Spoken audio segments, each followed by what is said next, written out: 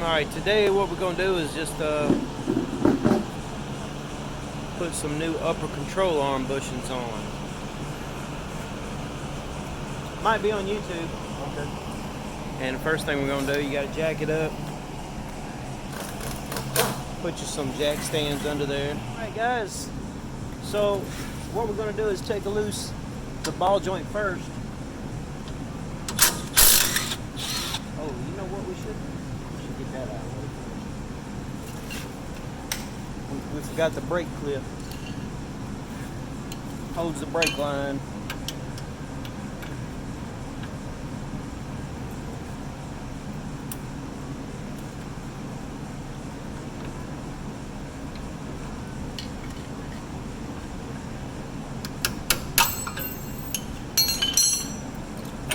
Alright, now the brake line is free. Oh Lord. There. Now I'm going to do that.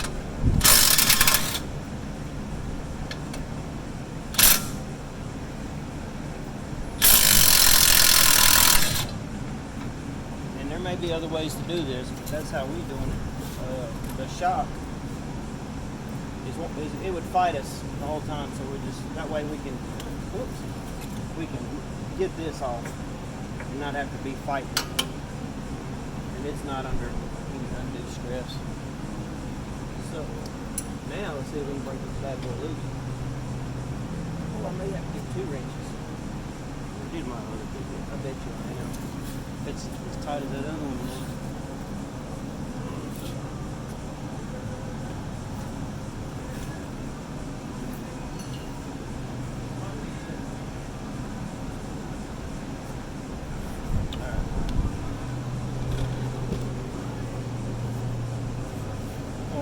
I don't know.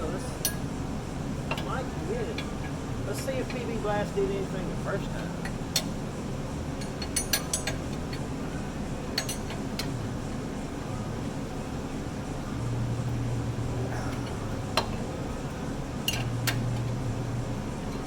Puberty kicked in.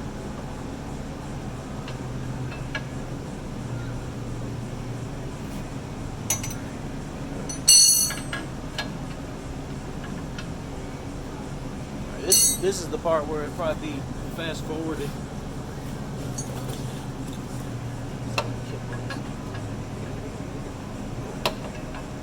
People are like, man, why do they do it that way? It's so hard. I don't know, man. It's the only way we know how. Show me another way.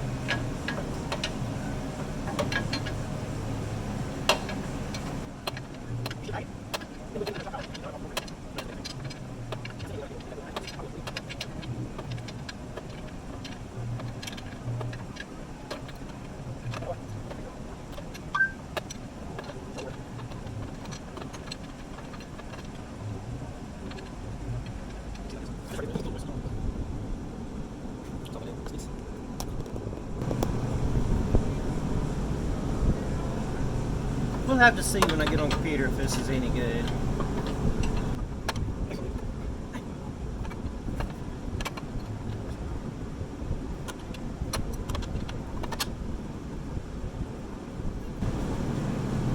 Alright, we got one out.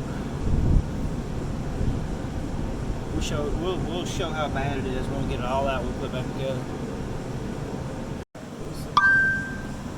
Man, every time I try to record, I'm getting texts.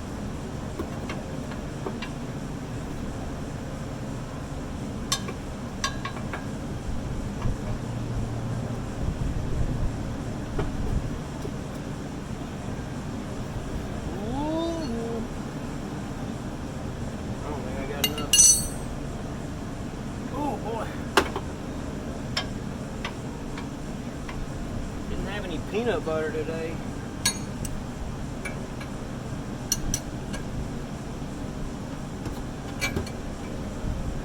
All right, here we go.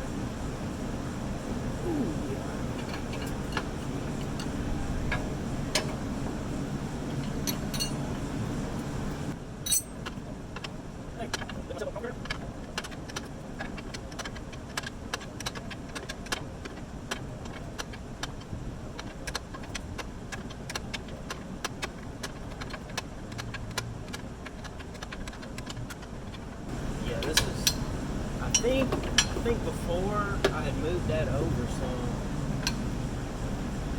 I'm gonna jump up top. Steal my Duralast wrench. Yeah, it's way down in there.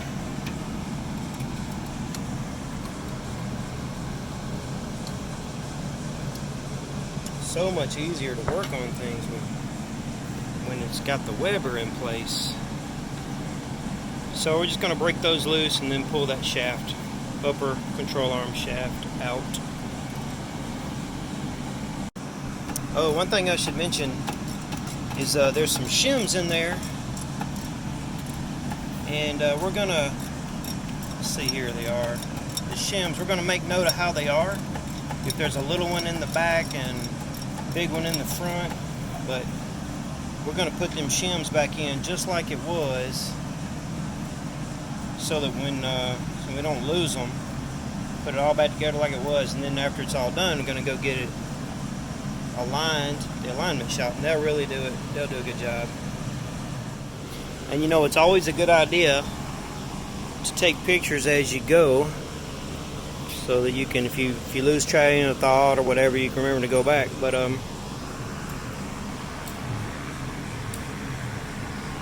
one of my first things was, well, hell, did these go on the front or the back of that thing? So looking at that, I can tell it was right here.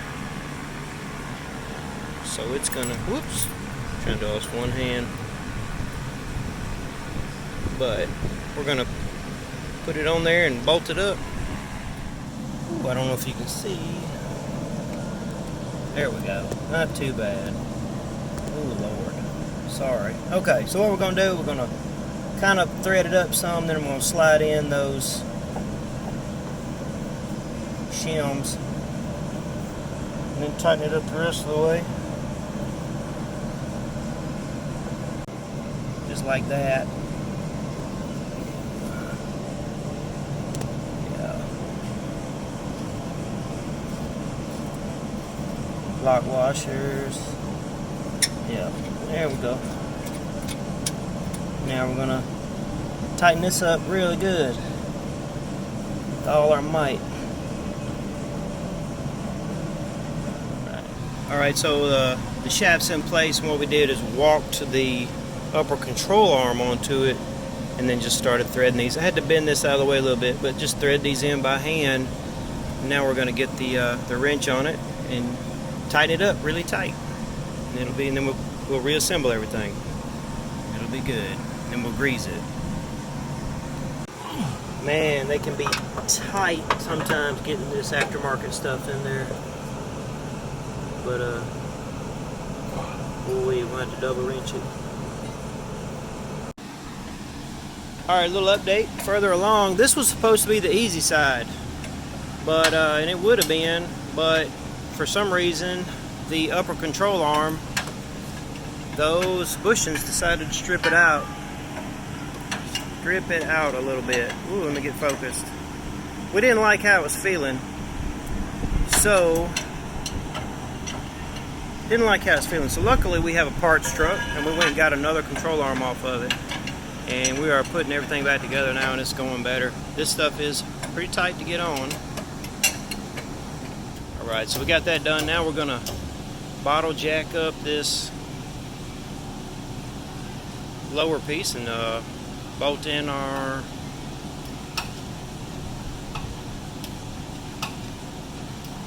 that ought to do it. Ball joint. Oh, we. All right.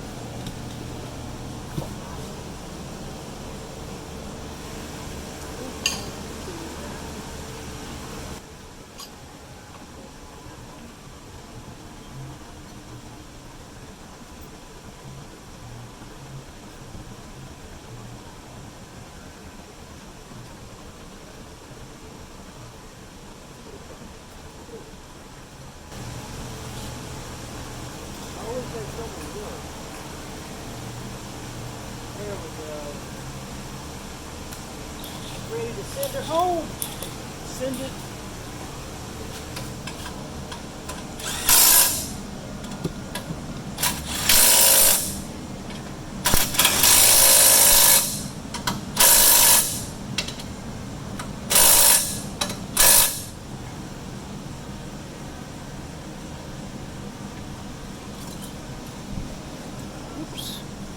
That didn't work out.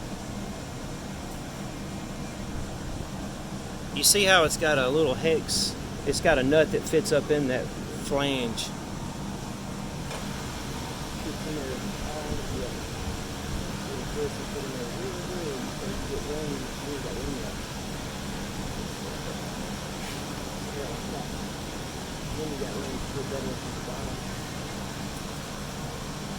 And do a little love tap.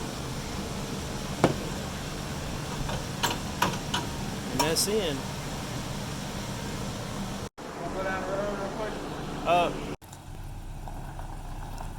Alright, it's not one of my best videos, but today we did do the upper control arm bushings, and we had a little bit of a couple problems, but we got it done. Now we're going to go on a test drive. But we just went for a test ride, and it's better. You know, we ran into some problems putting all that together. One of the upper control arms kind of stripped out on the new stuff, but we had parts, and we put another one on. So now we're at the store. We did a little store run and for a drink. And hell, we're living in that COVID age, and I done forgot my mask, so I can't go in the store. So he's having to go in the store for me. And yeah, like I said, not one of my best videos on how to do anything, but maybe for those that have not ever done an upper control arm bushing and shaft replacement, at least seeing us monkey around with it, you'll get an idea of what to expect and what to do. And plus, you know, we did talk about you'll need a 23mm wrench, you'll need a 17mm for the rod itself. 23 is for the bushings on the outside of the rod. The rod is held to the frame with 17mm, and then of course you're going to want to use a 13. I think for the ball joint it was 13mm. Thought it was supposed to be 12, but it ended up being a 13. Yeah, so maybe it helps. It's been fun. All right, talk to you later.